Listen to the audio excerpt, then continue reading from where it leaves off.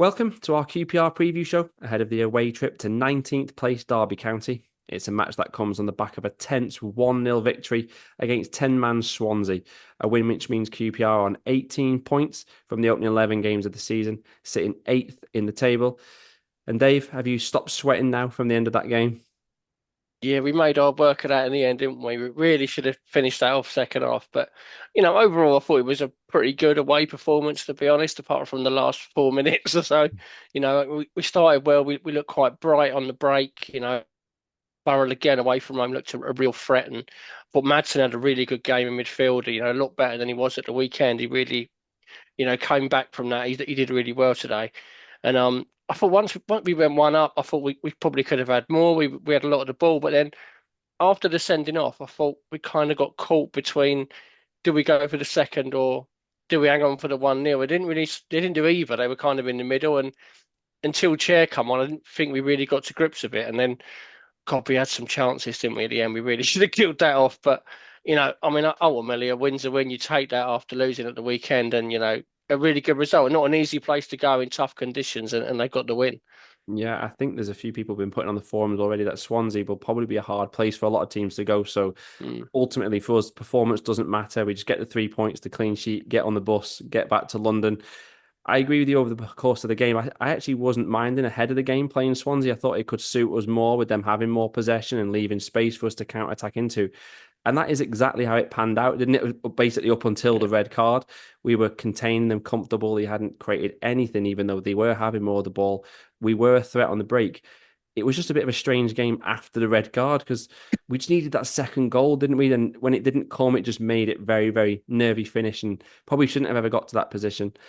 I thought the start of the second half maybe was a bit poor. We just needed a bit more control on the game. We did get it once Ilias Chair came on. And it's kind of, I think, going to be the overall feeling that we couldn't adjust our tactics to maybe even having the extra man. We kind of went there with a game plan, thinking this is how Swansea are going to play, this is how we'll counter attack. Then all of a sudden, we're having more of the ball. We've got an extra player, and we took a little bit of time to adjust. We should have scored one of those two chances, especially the Ilias Chair one and the Jonathan Varane one. Thankfully, it didn't matter that we missed them. Although how that Vipotnik missed the ball when it went across the front of the goal, I still don't know. I think after losing to Millwall at the weekend, it would have been a very QPR thing to do to get us all excited and dreaming of a better season, but then go on a losing streak. So it was important that we got a win, not lose again. And although we've dropped 2 places this week, I think 8th place isn't too bad. And we are level with Charlton in 5th. In the game, it was obviously a key moment. Did you think it was a red card? Yeah, I did. I mean, to be honest, it was an awful dive to start with. We should have been booked for the dive. And, you put your head in like that, you're going to get sent off. It's absolutely idiotic from him. I know I've seen Steve Cook was getting a bit of stick for going down, but anyone in that position is going down if someone's stupid enough to stick their head in like that. Just brain dead from the fella to get sent off for that. He should have been thankful he hadn't been booked for the dive, and then he does that, and he really cost his team. Like I said, they did actually look better with 10 men. I thought for a spell after that, but it was a shame for them, I suppose. I mean, I don't really care that they didn't win the game, but he was looking quite good for about 5 minutes before that. He looked quite bright. So but yeah, a stupid thing to do. Yeah, he did a foul throw as well. So he did a foul throw, a dive, a red card. So an evening to forget for him and for Swansea, Mm. thankfully not for QPR. Steve Cluck, he was just so experienced. He knew exactly what he was doing. And he knew by going over and giving him a little prod, he kind of provoked him, hoping to get the reaction exactly what he got. So it was clever from Steve Cook and just purely naive from the Swansea player. And I'm sure Swansea are going to moan about it and say it shouldn't have been a red card. But once he put his head in Steve Cook's face, there was only going to be one outcome. Important player back for QPR. We just mentioned before, Ilias Chair, after 8 games out. What did you make of him on his return? Yeah, I thought he was excellent when he come on. He really changed the game back in our favour. I thought when he come on, looked really sharp. He used the ball well. He was moving it quickly, which is the big complaint with Chair in it. There was a nice little back heel he did for Kone, which didn't quite come off, but it's not something he'd normally do. And he should have scored, let's be honest, but he was put through. But it was a great run. He timed it well. He put a lovely pass through for Jimmy Dunn when Dunn hit the post.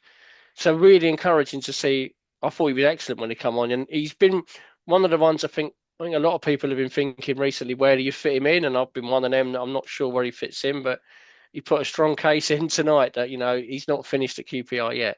No, definitely not. He was good and shows how dangerous he can be in the middle as well, which we probably haven't seen enough of over the years, but he was able to Mm. find the pocket straight away, drift around. He was really good, especially the first 10, 15 minutes after he came on. He did get us that control back that we needed. Shame he couldn't take the chance, like you say. Typical QPR to want us to have a heart attack just for a victory. But for Ilias Chair, if you just keep him having these cameos even in the next few games, keep him involved, get him back up to full speed, it shows you how good he can be. And then it's just going to be Julien Stephan's headache, isn't it? Of how does he fit him in? Will we have to change the shape to fit him in the middle? And I think he knows he needs to perform, though. He's seen how Saito, Vale, Smith, Dembele, they've all been contributing throughout the season. He's going to have to play well now if he wants to get in the QPR side. And the match winner, though, it was Rumarn Burrell. We've got to mention him. Goals in both games this week. 3 goals now since he joined. Is he impressing you?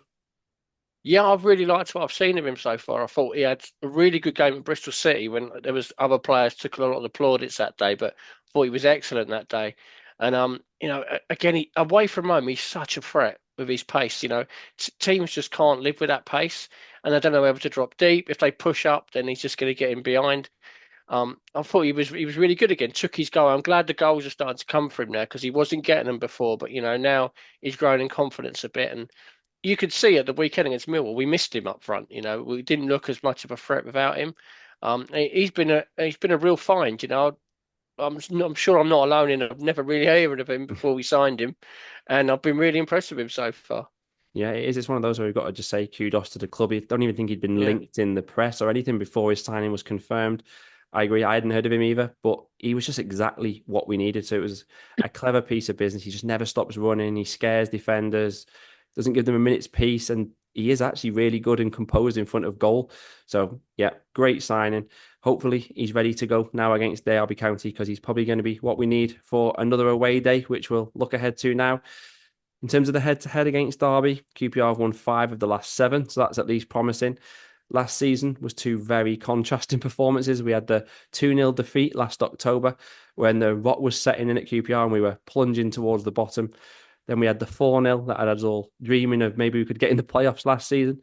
But again, we faded after that. Hopefully, that's not going to be the case this season. Even though they won in midweek derby, they beat an ailing Norwich, didn't they? And they've been for me a bit of an underwhelming start. No win in 5 prior to midweek. 1 win from the opening 10. It's now 2 from 11. Did you maybe expect better from them so far this season, Dave?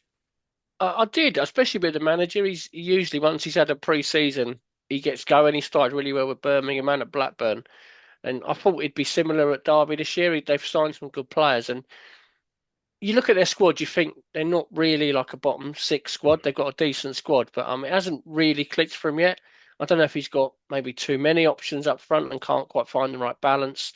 Um, I think they'll get better, and I don't think they'll be in trouble come the end of the season. I think he'll get it right there. But yeah, it hasn't been a great start for him, but that was a good win for him the other night. Yeah, it is still very early days, isn't it? With what we're now just hitting a quarter of the way through the season. I'd be very surprised if they end up struggling. They look a Mm. solid mid-table side for me. I agree on John Eustace. I think you know what you're going to get over the course of the season. I think from the outside looking in, he maybe changed too much in the summer. I brought in a lot of players that he knew previously, but it was a big overhaul in the squad, and the balance has maybe been a bit off for them. But they're not conceding many. In fact, we can maybe expect this to be a bit of a dour affair. Every derby match since the start of September has been either 1-0 or 1-1. So have a look at that on your coupons. Their shape appears to be very much like QPR. They've been playing Carlton Morris kind of in the withdrawn number 10 position behind the striker, a bit like what we've been doing with Richard Coney. They've got Brereton and Diaz and Brewster playing out wide. So on paper, they've got a lot of attacking threat. But their XG, I had a look earlier in the week and it was the lowest in the league. So make of that what you will. Like I say, maybe it's just a case of them not getting the balance right yet. We have to raise as well that we're playing a team who's had 2 home games this week, who's played on Tuesday. We've got 2 away games and played on Wednesday. On this occasion, it does feel particularly unfair, doesn't it? Yeah, I mean, it does seem a bit ridiculous that they do spread the championship games over the 2 nights. So a couple of teams are going to have a shorter break before the next game. I don't know why they can't just play them all on a Tuesday. They're all televised anyway, so it's not as though you've got a TV game each night. It does seem a bit stupid, and it does make it more difficult for us. There's a lot of travelling involved for us. There's not going to be. It's a very quick turnaround for Saturday. As I think we've seen in the previous 3 game week we had under Julien Stephan is he's not afraid to make changes for the games in between to keep everyone fresh, and I would expect him to be doing that again. Yeah, we'll come on to that in a second. But it does. The neither of them are particularly close away trips either. Are they long No. journeys? Presume we've stayed over in Swansea. It means we get back on Thursday, or even if they travel back, it's early hours of Thursday. Gonna have to travel to Derby on Friday afternoon. So I do think it's a test of our preparation here. I know we beat Bristol City in the last 3 game week, but we'd been at home midweek. This is back-to-back away games, and I don't think they should be setting up the fixtures where the team who's been away on a Wednesday is then playing a team on a Saturday away again when that team's been at home. There's got to be some way they look at that. It's back-to-back away games, certainly not fair for QPR on this occasion. What it means for QPR is that it's always tough for us to get a read. You just kind of touched on it. He's making changes. The 3 game weeks, hard to call at the best of times, even more so on this occasion, I think.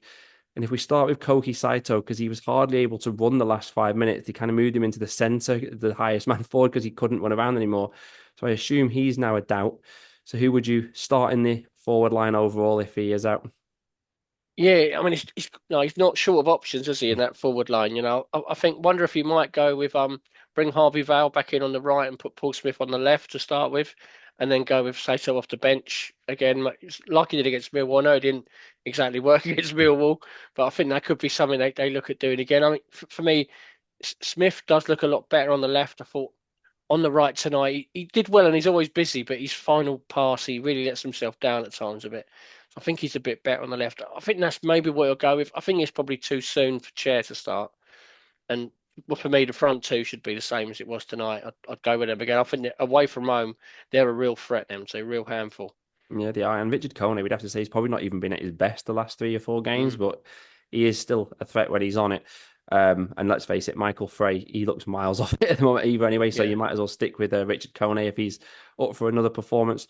I'd go Burrell, Coney, and then it's going to be Smith and probably Vale or Dembele on the other side. And I agree, it'll just be another cameo from Ilias Chair, hopefully. In the middle, Isaac Hayden and Nicholas Madsen, you said it right at the start, but they were both impressive against Swansea. Probably our best 2 players, in my view. Has Hayden knocked Varane out of the side for you? Possibly, I don't think Varane's been as impressive this season as he was last. He's been okay. He's not been terrible or anything, but Hayden was again really impressive tonight. Just looking at the way he picked the team, just all I'm going off is what he done in the last 3 game week. I think he'll bring Varane in for this one and have Hayden on the bench. He seems to rest Varane for one of the 3 games. I think that's what he'll do in this one. Um, but I think Hayden's definitely knocking on the door. We've looked at a better side with him in, to be honest. Yeah, do you know, he had a really good understanding with Nicholas Madsen as well. I thought in the game, when one of them went forward, the other one sat, and vice versa. They were almost like a diamond at times in the midfield with how they were playing. They seemed to have a better understanding of what Varane did, certainly with Nicholas Madsen at the weekend. So for me, I think Isaac Hayden, he only did 70 minutes. I think he's got to go again and then maybe bring Varane off the bench for the final 20 minutes. I just think it's hard to drop Isaac Hayden when he played as well as he did and Yeah. gets an assist. In defence, it was good to see that Liam Morrison isn't injured badly because obviously he went off against Millwall. Both him and Reece Norrington-Davis were on the bench against Swansea. Did either of them come back in here? I would have thought if fit, Norrington Davis would probably come back in. Although I thought Sam Field done a decent job at left back tonight, he was fine. So I think he'll probably start if he's fit. Personally, I'd probably stick with Cook and Bengay at centre half.